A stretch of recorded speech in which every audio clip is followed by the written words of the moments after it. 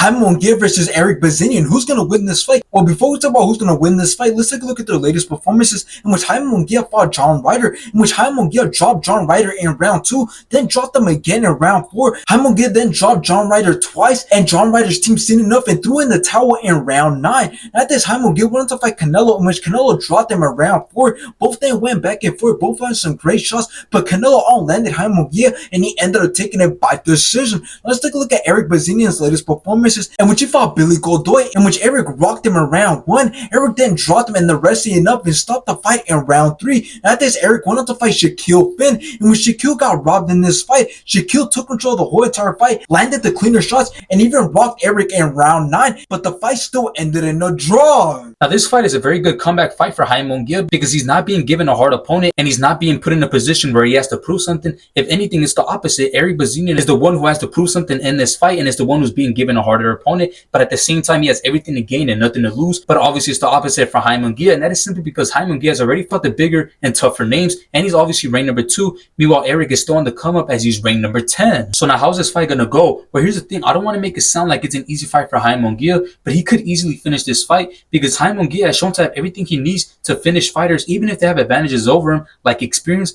because Jaime Munguia has shown to have the crazy speed and power, and most importantly, the heart and the grit to keep on going. Because we've seen in the Sergey fight, he got rocked, but he still continued to dominate the whole fight, and obviously he won the fight. And the same thing happened with Canelo. He got dropped, but he still went all rounds with Canelo, even though it was obvious that Jaime Munguia was levels below Canelo. So in the end, I do got Jaime Munguia winning this fight, simply because he should win this fight, because the experience that he possesses and everything else he possesses, he can easily get a crazy knockout and finish Erik Bazinyan early in the fight.